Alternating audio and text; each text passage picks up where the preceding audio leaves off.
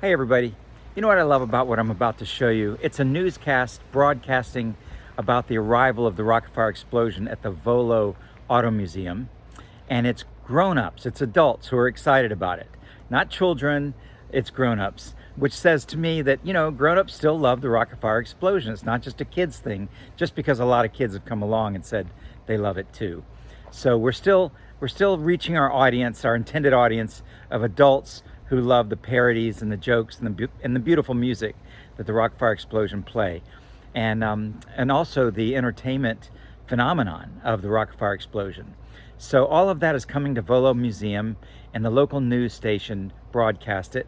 I want to send a shout out to Jacob and thank him for joining Volo Auto Museum, preparing the Rock-afire for its arrival and for its debut, which is going to be in June.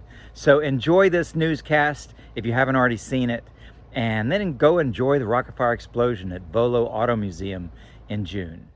Well, this morning, the Volo Museum is throwing it way back. They are putting together a show with the animatronic band from our childhoods. And Tim, as we were watching the band, we got the best preview ever just before we went to the break last time. And I was doing like all of the motions and making the clicking sounds.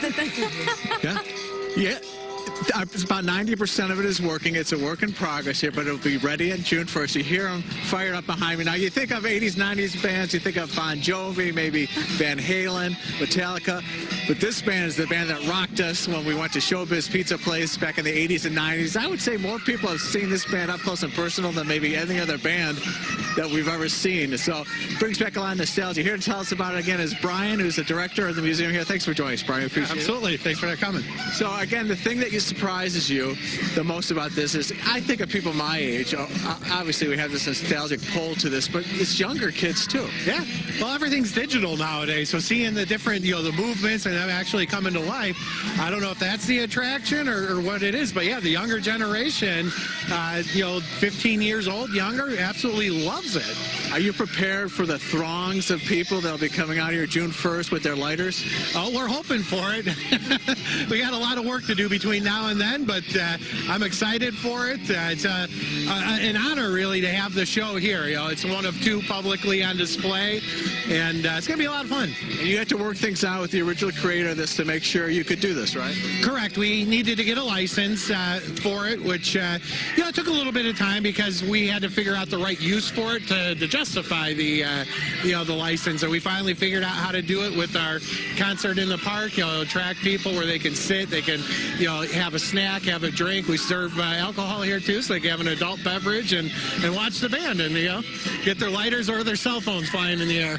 So Brian put on an ad to find somebody that could help kind of maintain all this, and he was kind of surprised when he got a lot of younger people again that were interested in this, and he ended up talking to Jacob here. Jacob is a local high school, so actually you graduated early from Crystal Lake High School?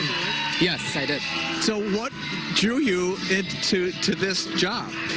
Well, I found the post on Facebook and Instagram or whatever, and what really started the obsession with this was my parents took me to Chuck E. Cheese as a kid, and in 2014 there's a game called Five Nights at Freddy's that was released, and that really sparked the interest in this, and that made me research more about it, and that made me find the Rock-afire Explosion and all that. So is it hard to maintain all these moving parts? It can be. There's lots of moving parts. There's lots of things that can go wrong. That movie you referred to is a horror movie, and there is an element to these that's a little bit creepy, right? Do you ever get a little frightened, like late at night, if you're working on these? No. They sound great. Thanks for tuning them up for us. So the only one that's not performing right now is Mitzi. We're working on Mitzi and Looney Bird, but come June 1st, this place is going to be rocking, and you're going to need to get here early, I have a feeling, guys. Bring your lighters. Can't wait. Back to you. Bring your lighters and don't get too close. All right. Thank you, Tim.